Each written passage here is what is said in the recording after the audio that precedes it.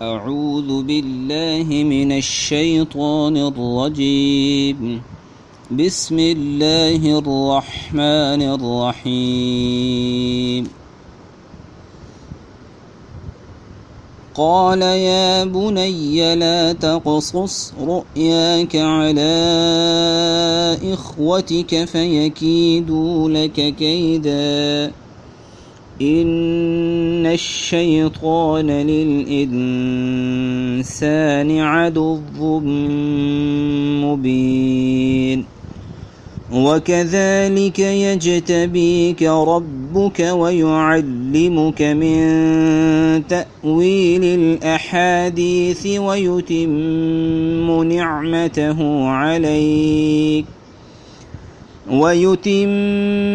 نعمته عليك وعلى آل يعقوب كما أتمها على أبويك من قبل إبراهيم وإسحاق إن ربك عليم حكيم۔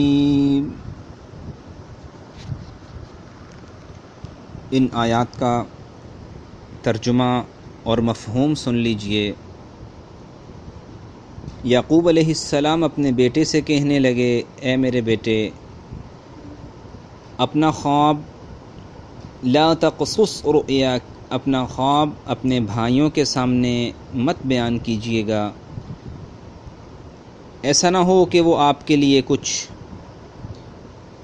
مکر کرنے لگیں، فریب کرنے لگیں۔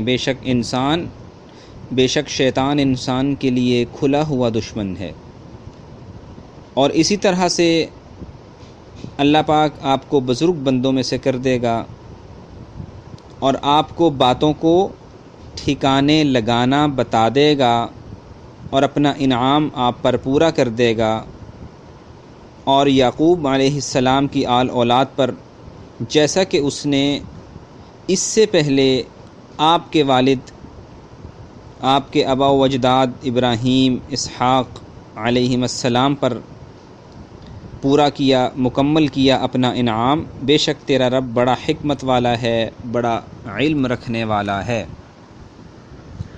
آپ سورۃ یوسف کی آیت نمبر 5 سے آگے سن رہے ہیں، 5 اور 5 سے آگے آیات سماعت فرما رہے تھے۔ گزشتہ کل بھی انہی آیات پہ کچھ بات ہوئی تھی، آج پھر انشاءاللہ یہیں سے شروع کرتے ہیں۔ ایک تو یعقوب علیہ السلام اپنے بیٹے یوسف علیہ السلام سے فرمانے لگے کہ میرا بیٹا ایک بات ذرا غور سے سن لیجئے، لا تقصص رؤیاک علی اخوتک، یہ خواب اپنے بھائیوں کے سامنے بیان نہیں کرنا۔ خواب نبوت کا 46واں حصہ ہے، اور نبی کریم صلی اللہ علیہ وسلم نماز فجر کے بعد بخاری شریف میں آتا ہے، حضرات صحابہ سے پوچھا کرتے تھے کسی کو کوئی خواب آیا ہے، اور بعض صحابہ کے دل میں تمنا پیدا ہوتی کاش ہمیں بھی خواب آیا ہوتا تو نبی محترم سے ہم کلام ہونے کا شرف ملتا۔ حضرت ابو بکر صدیق رضی اللہ عنہ کو بھی بڑی مہارت اللہ پاک نے عطا فرمائی۔ اسی طرح حضرت انس بن مالک کے شاگرد تھے امام ابن سیرین رحمۃ اللہ علیہ، انتہائی حیران کن تعبیریں خوابوں کی بیان فرمایا کرتے تھے۔ ایک دفعہ ان کی شاگرد تشریف فرما تھے، بیٹھے تھے، ایک آدمی آیا، کہنے لگا میں نے خواب دیکھا ہے، خواب میں مجھے آگ نظر آئی، ارشاد ہوا تعبیر دی آپ کو نفع ملے گا۔ پھر ایسی ہی مجلس قائم تھی، وہی شاگرد موجود تھے، ایک بندہ آیا، کہنے لگا میں نے آگ دیکھی ہے خواب میں، ارشاد ہوا تجھے نقصان پہنچے گا، چلا گیا۔ شاگرد کہنے لگے حضرت خواب ایک ہی ہے، تعبیریں مختلف دیں، کچھ عرصہ پہلے آپ نے ایک اور بندے کو تعبیر بتائی تھی تجھے فائدہ ہوگا، آج بتا رہے ہیں تجھے نقصان ہوگا، معاملہ ہماری سمجھ سے باہر ہے، کائنڈلی کچھ بتائیے۔ تو فرمانے لگے پہلا جو بندہ آیا تھا اس نے خواب دیکھی تھی، خواب دیکھا تھا، خواب میں اس نے بیان کیا کہ آگ نظر آئی ہے، سردیوں کا موسم تھا، سردیوں میں آگ فائدہ دیتی ہے۔ اب جو بندہ نظر آیا ہمارے پاس پوچھنے آیا، اس نے کہا آگ دیکھی ہے، موسم گرمی کا ہے تو گرمی میں آگ نقصان دیتی ہے۔ یہ بڑی باریکی کا کام ہے، سمجھنا بہت مشکل ہے، اس لیے خوابوں کی تعبیر بتانے سے اجتناب کرنا چاہیے، اوائڈ کرنا چاہیے۔ اب یعقوب علیہ السلام نے یہاں سے جو ایک پوائنٹ بتایا، اللہ پاک نے ہمارے سامنے رکھا کہ دیکھو، جب کسی کو کوئی نعمت ملتی ہے تو بہت کم لوگ ایسے ہوتے ہیں جو اس نعمت کو ہضم کر سکیں۔ ہوتا کیا ہے کہ نعمتیں ہضم نہیں ہوتی لوگوں کو،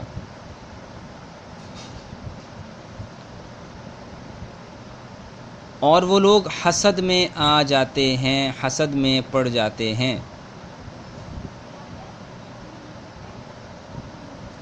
تو حضرت یوسف علیہ السلام کو بتایا کہ آپ نے اپنا خواب اپنے بھائیوں کو نہیں بتانا، کہیں پہ ایسا نہ ہو کہ ان کے دل میں حسد والے جذبات ابھر آئیں، حسد والے جذبات پیدا ہو جائیں، ایسا نہ ہو۔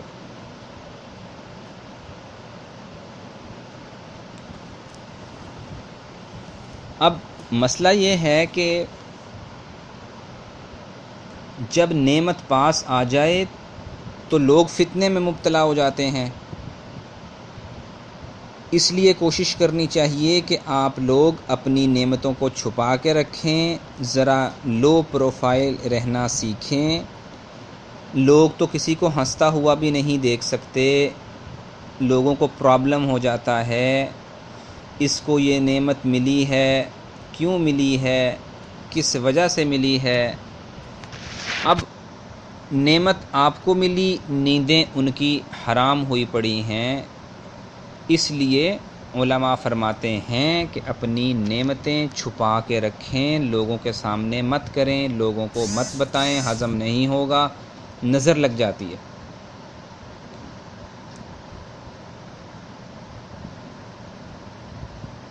نظریں انسان کو کھا جاتی ہیں، کھا جاتی ہیں۔ تو یعقوب علیہ السلام نے بھی مناسب سمجھا کہ آپ بیٹا ان نعمتوں کو پاس رکھنا، محدود رکھنا، بھائیوں کو اس پہ آگاہ مت کرنا، ایسا نہ ہو کچھ فتنہ وغیرہ پیدا ہو جائے کہ اس کو یہ نعمت کیوں کر مل گئی، کیوں ملی۔ اولاد سے بڑی محبت بھی ہوتی ہے، پیرنٹس بہتر سمجھتے ہیں، جو شادی شدہ نہیں ان کو اندازہ نہیں ہو سکتا، مثالیں دیں تو سمجھ نہیں سکتے، سمجھائیں تو پہنچ نہیں سکتے۔ ایک دفعہ حضرت حسن رضی اللہ عنہ اپنی بچی سے پوچھنے لگے، بیٹی آپ کو اپنی اولاد میں سے کس سے زیادہ محبتیں ہیں؟ کہنے لگیں چھوٹے بچے سے، یا پھر اس بچے سے جو دور ہو، یا اس بچے سے محبت ہوتی ہے زیادہ جو بیمار ہو۔ تمام تر توجہات کا مرکز وہی بن جاتا ہے۔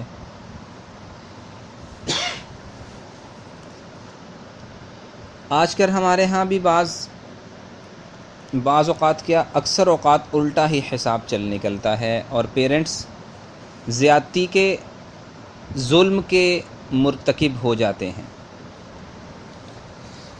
آپ حضرت حسن رضی اللہ عنہ کی صاحبزادی کا پہلا جملہ ذرا سنیں کہ چھوٹے بچے سے محبت ہوتی ہے، سب ایکسیپٹ کرتے ہیں۔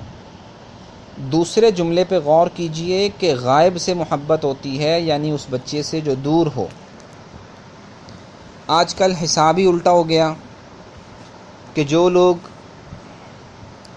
دور کے ممالک میں بیٹھے ہوئے ہیں ان کے پیرنٹس اپنے اپنے ملکوں میں ہیں، اب وہ باہر والے بچوں کو مجبور کرتے رہتے ہیں پیسے بھیجو پیسے بھیجو پیسے بھیجو، اور کرتے کیا ہیں، اپنے تو اخراجات اتنے نہیں ہوتے بلکہ اب ان پیسوں میں سے دوسرے بھائیوں پر بہنوں پر خرچ کرتے ہیں، حالانکہ وہ سب میرڈ ہیں۔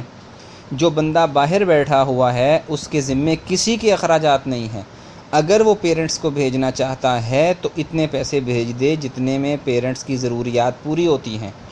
اب باہر والے لوگ کیا سمجھتے ہیں کہ ماں باپ کا ہر حکم ماننا فرض ہوتا ہے۔ یاد رکھیں، ماں باپ کا ہر حکم ماننا فرض نہیں ہوتا۔ آپ کو اپنے بیوی بچوں کی بھی کیئر کرنی ہے، اپنے بیوی بچوں کے اخراجات کی بھی کیئر کرنی ہے۔ ایسا نہ ہو کہ ان کے منہ سے نوالا چھین کے سارا کا سارا ماں باپ کو بھجوا دیں، اور وہ کیا کرتے ہیں، بھائیوں کو بہنوں کو عیاشیاں کرواتے ہیں پیچھے اپنی دوسری اولادوں کو، اور جو بندہ باہر ہوتا ہے بوڑھا ہو کے کمزور ہو کے جب اپنے وطن واپس پہنچتا ہے تو پتہ چلتا ہے میرے لیے کچھ بھی نہیں بچا۔ والدین بہت بڑا ظلم کرنے کے مرتکب ہوتے ہیں، اس ظلم کا حساب دینا ہوگا، یاد رکھیں اس ظلم کا حساب دینا ہوگا۔ وہ باہر بیٹھا ہوا کوئی درختوں کے اوپر سے ڈالرز اور پاؤنڈز نہیں توڑتا، نہ وہاں پہ اگتے ہیں، محنت کرتا ہے۔ یہاں کے اپنے دوسرے بچوں کو محنت کا عادی بنائیے، انہیں یہ سکھائیے کہ بڑا بھائی بیچارہ تمہارا وہاں کھپتا ہے، پیرنٹس سے دور رہتا ہے، بہن بھائیوں سے دور رہتا ہے، اس کا خیال کرو، اس کو کسی قسم کی تکلیف اذیت نہ ہو۔ لیکن ہمارے ملکوں میں الٹا ہی حساب چل رہا ہوتا ہے، باہر والے کو تو گدھا سمجھتے ہیں، جو چاہا سو لادا۔ کسی کو اینڈرائڈ کی ضرورت پڑ رہی ہوتی ہے اور کسی کو آئی فون کی ضرورت پڑ رہی ہوتی ہے، کوئی بھانجے بھتیجوں کو بڑا پیار لاڈ آ رہا ہوتا ہے، چچا باہر ہیں، ماموں باہر ہیں، اور ماموں کو پتہ ہوتا ہے بیچارہ جو صبح اٹھتا ہے رات تک کام کرتا ہے، بیوی بچوں کے اخراجات پورے نہیں کر پاتا، پچھلے لوگوں کی فرمائشیں پوری کر کر کے اس کا اپنا سر سفید ہو چکا ہوتا ہے، جوانی غائب، کمزوریاں آ چکی ہوتی ہیں، بڑھاپے کے آثار چھا رہے ہوتے ہیں۔ لیکن یاد رکھیے آپ کی ان محنتوں کا کوئی فائدہ نہیں ہے اگر آپ سب کچھ پیچھے بھیجتے رہتے ہیں، اور آپ اپنے پچھلوں کو خراب کرنے کے بھی مرتکب ہو رہے ہیں۔ علماء سے پوچھ کے چلیے، علماء سے فتویٰ لے کے چلیے، فاسألوا اہل الذکر ان کنتم لا تعلمون، اگر کسی باتوں کا پتہ نہ ہو تو ان لوگوں سے پوچھ بھی لیا کرو جو جانتے ہیں۔ تو حضرت یعقوب علیہ السلام فرمانے لگے فَيَكِيدُوا لَكَ كَيْدًا، میرا بیٹا ایسا نہ ہو کہ وہ تمہارے لیے کوئی سازشیں شروع کر دیں۔ تو آپ نے منع فرما دیا اپنے بچے یوسف علیہ السلام کو، اور سازشیں کیوں ہوتی ہیں؟ اس لیے کہ حسد ہوتا ہے، اور حسد کو چھوٹا نہ سمجھیں۔ آسمانوں پہ جو سب سے پہلا گناہ ہوا تھا حسد تھا۔ اسجدوا لآدم، آدم کو سجدہ کریں۔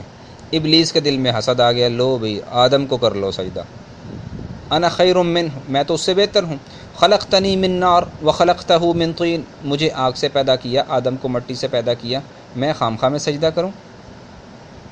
حسد آ گیا کہ کیوں سجدہ کروں؟ تو شیطان پہ لعنت پڑی سب سے پہلے حسد کرنے کی وجہ سے۔ یہ سب سے پہلا گناہ جو دنیا میں ہوا تھا، حسد۔ اسی طرح زمینوں پہ جو سب سے پہلا گناہ ہوا وہ بھی حسد، کیونکہ دو بھائی تھے اور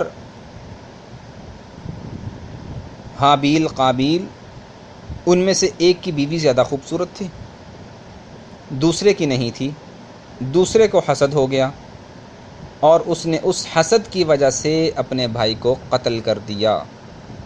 حابیل قابیل میں سے مقتول کون ہے، قاتل کون ہے؟ ہمارے علماء نے ایک سادہ سا نقطہ بتایا جس سے پتہ چل جاتا ہے۔ قابیل قاتل، قاتل میں بھی قا آتا ہے، قابیل میں بھی قا آتا ہے، تو اس سے پتہ چل جاتا ہے قاتل کون تھا۔ تو اللہ کے نبی نے فرمایا وَلَا تَحَاسَدُوا، حسد مت کیا کرو، یہ بہت بڑا گناہ ہے۔ حسد کرنے والا اللہ کو کہہ رہا ہوتا ہے کہ یا اللہ آپ ہوتے کون ہیں جو اس کو یہ نعمت عطا کریں؟ بندے کو پوچھنے کا حق کیا ہے؟ اور حسد اتنا بڑا گناہ ہے، لا یجتمع فی جوف عبد، بندے کے دل میں دو چیزیں جمع نہیں ہو سکتی، الایمان والحسد، ایمان اور حسد. حسد آتا ہے ایمان جاتا ہے، ایمان آتا ہے تو حسد جاتا ہے. اور اللہ کے نبی نے ارشاد فرمایا الحسد یأکل الحسنات کما تأکل النار الحطب او کما قال علیہ الصلاۃ والسلام. جس طرح آگ خشک لکڑی کو ہضم کر جاتی ہے، ختم کر دیتی ہے، کھا جاتی ہے، اسی طرح حسد انسان کی نیکیوں کو ہڑپ کر جاتا ہے، ختم کر دیتا ہے، مٹا کے رکھ دیتا ہے. تو لوگ نیکیاں کرتے کرتے کرتے کرتے انبار لگاتے ہیں، ادھر سے حسد کرتے ہیں، نیکیاں ختم ہو جاتی ہیں، کچھ بھی نہیں ملتا. اب حسد کیوں ہوتا ہے؟ مال سے بھی ہو سکتا ہے، حسن و جمال سے ہو سکتا ہے، عہدے سے ہو سکتا ہے، اسٹیٹس سے ہو سکتا ہے. تو گویا حسد کرنے والا اللہ کی تقسیم پہ راضی نہیں. ام یحسدون الناس علی ما آتاہم اللہ من فضل. کیا وہ لوگ حسد کرتے ہیں اس بات پہ کہ اللہ نے ان لوگوں کو کیا کیا نعمتیں عطا فرمائی ہیں؟ اللہ سے حسد کر رہے ہیں، اللہ کو چیلنج کر رہے ہیں کہ آپ کون ہوتے ہیں اس کو یہ نعمتیں دینے والے؟ اللہ جس کو جو چاہے اپنے فضل میں سے عطا فرما دے، کوئی اس کو روک نہیں سکتا. اور الحسد اعتراض علی قدر اللہ، اللہ کی تقسیم پہ اعتراض ہے حسد کرنا. ہم کون ہوتے ہیں اللہ کی تقسیم پہ اعتراض کریں؟ اس لیے اللہ کے نبی نے دعا بتائی تھی اللہم ما اصبح بی من نعمت او باحد من خلقک فمنک وحدک فلک الحمد. اے اللہ، جو آپ نے نعمتیں مجھے دی ہیں، عطا فرمائی ہیں، یا اپنی مخلوق میں سے کسی کو بھی عطا فرمائی ہیں، یقیناً وہ ساری کی ساری آپ ہی کی طرف سے ہیں، آپ کی ہی دین ہے، آپ نے ہی عطا فرمائی ہیں، آپ نے ہی انعام کی ہیں، میں تو بس آپ کی تعریف کرتا ہوں. تو یہ ایک سمجھیں کہ انسان کی ویکسینیشن ہو جاتی ہے، ویکسین ہے، اور اس کے حسد کے لیے ریمیڈی ہے کہ دعا پڑھے. اور بزرگوں نے ایک اور حل بھی لکھا ہے کہ جس بندے سے حسد ہوتا ہے اس کے لیے ہاتھ اٹھا کے اللہ سے دعائیں کیا کرو، انشاءاللہ تعالی چند دن میں یہ بیماری دور ہو جائے گی. بھئی میں دعائیں کیوں کروں اس کے لیے؟ نہیں کریں گے تو نیکیاں ختم ہو جائیں گی، نہیں کریں گے تو آپ کی نیکیوں کو آگ لگتی چلی جائے گی. ایسا نہ ہو صبح سے لے کے شام تک مزدور کی طرح مزدوری کریں، محنت کریں، نیکیاں پیسہ ہاتھ میں آئے تو جا کے جلا دیں. یہ عقل مندی نہیں ہوتی. اور حسد کرنا ہمیشہ زوال کا سبب ہوتا ہے. حسد کرنا، حاسد کو دنیا میں کیا سزا ملی ہوتی ہے کہ لوگ سو رہے ہوتے ہیں، یہ حسد کی آگ میں جل رہا ہوتا ہے، اس کو نیند نہیں آ رہی ہوتی. دنیا میں ہی جلنے والی سزا ملی ہوئی ہوتی ہے. اور حسد کرنا زوال کا سبب ہے کہ یوسف علیہ السلام کے بھائیوں نے حسد کیا اور آخر میں شرمندگی، ندامت کا ان کو سامنا کرنا پڑا. اور یہاں سے علماء نے ایک عجیب نقطہ نکالا کہ یعقوب علیہ السلام فرما رہے لا تقصص رؤیاک علی اخوتک. میرا بیٹا اپنے بھائیوں کے سامنے اس خواب کو بیان نہ کرنا. اتنا کافی تھا، بچے کو منع کر دینا کافی تھا. لیکن آگے ارشاد فرمایا فَيَكِيدُوا لَكَ كَيْدًا، ایسا نہ ہو تمہارے لیے مکر و فریب کرنے لگیں، سازشیں کرنے لگیں. الفاظ بتا رہے ہیں کہ بڑوں کو چاہیے جب چھوٹے بچوں کو، چھوٹوں کو، لوگوں کو کسی کام سے منع کریں تو ان کو ساتھ میں ریزن بھی سمجھائیں تاکہ انہیں پتہ لگے کہ ہمارے بڑوں نے ہمیں اس کام سے کیوں منع کیا ہے. اتنا کہہ دینا کافی تھا کہ میرا بیٹا خواب مت بیان کرنا نہیں، آگے ریزن بتائی کہ ریزن کیا ہے، میں آپ کو منع کیوں کر رہا ہوں. اگلے بندے کے دل میں پوری بات آ جاتی ہے کہ مجھے کیوں منع کیا جا رہا ہے، اس سے آسانی ہو جاتی ہے سمجھنے میں. اسی طرح گھروں میں لڑائیاں ہو جاتی ہیں، میاں بیوی کی بھی ہو جاتی ہیں. کیوں ہوتی ہیں؟ بھی ایک دوسرے کو پوری بات سمجھا نہیں پاتے. پوری بات سمجھائیں، یہ مسئلہ ہے، اس کی یہ ریزن ہے، اس کے یہ بیک گراؤنڈز ہیں، تاکہ اگلے بندے کو سمجھ آ جائے. اللہ اکبر، لا الہ الا اللہ. تو حضرت یعقوب علیہ السلام نے ریزن سمجھائی کہ میرے بیٹے یہ مسئلہ ہے، آپ اس وجہ سے بالکل بھی مت بتانا. اور یاد رکھنا وَكَذَلِكَ يَجْتَبِيكَ رَبُّكَ، آپ کے اللہ تعالیٰ آپ کو اسی طرح نبوت کے لیے منتخب کریں گے وَيُعَلِّمُكَ مِن تَأْوِيلِ الْأَحَادِيثِ، اور تمہیں ساری باتوں کا صحیح معنوں میں مطلب نکالنے کا طریقہ سمجھائیں گے، بتائیں گے، ارشاد فرمائیں گے۔ وَعَلَىٰ آلِ يَعْقُوبَ كَمَا أَتَمَّهَا عَلَىٰ أَبَوَيْكَ مِن قَبْلُ إِبْرَاهِيمَ وَإِسْحَاقَ، آپ پر بھی، آپ کی اولاد پر بھی، یعقوب علیہ السلام کی اولاد پر بھی اپنی نعمتیں ایسے ہی پوری کریں گے جیسا کہ آپ کے آباء و اجداد پر آپ اپنی نعمتوں کو پورا کیا تھا۔ تو اللہ پاک وَكَذَلِكَ يَجْتَبِيكَ رَبُّكَ، آپ کو چن لے گا، آپ کو سلیکٹ کر لے گا۔ ان آیات سے پتہ چلتا ہے کہ آباء و اجداد کا کما اتمہا علی ابویک من قبل ابراہیم و اسحاق، جیسا کہ اس نے نعمتیں مکمل فرمائیں ابراہیم علیہ السلام پہ اور اسحاق علیہ السلام پہ، کہ کتنی بڑی نعمت ہے، کتنی بڑی نعمت ہے آباء و اجداد نیکوکار ہوں۔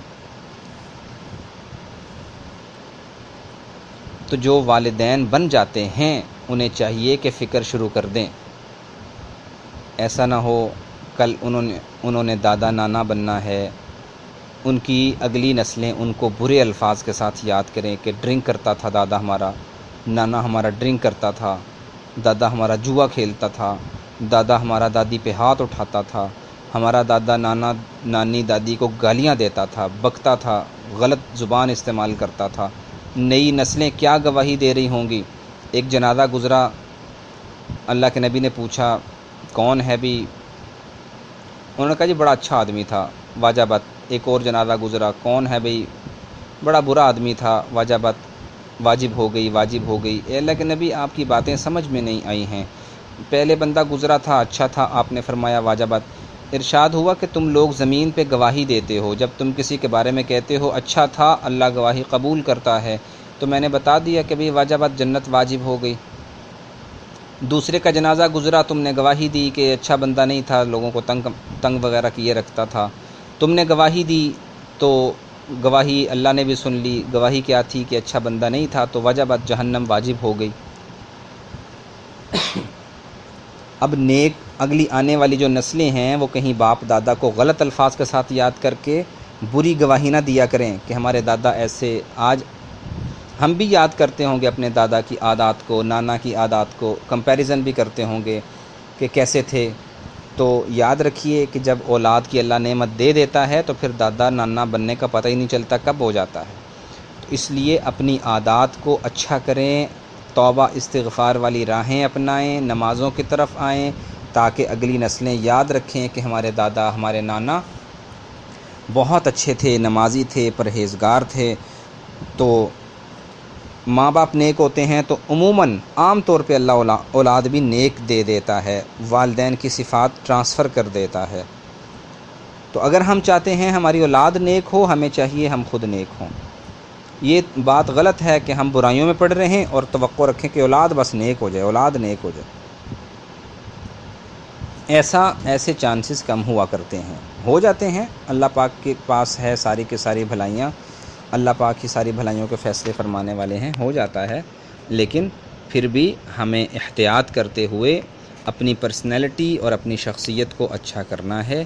اللہ پاک ہمیں قرآن احادیث پہ عمل کی توفیق عطا فرمائے۔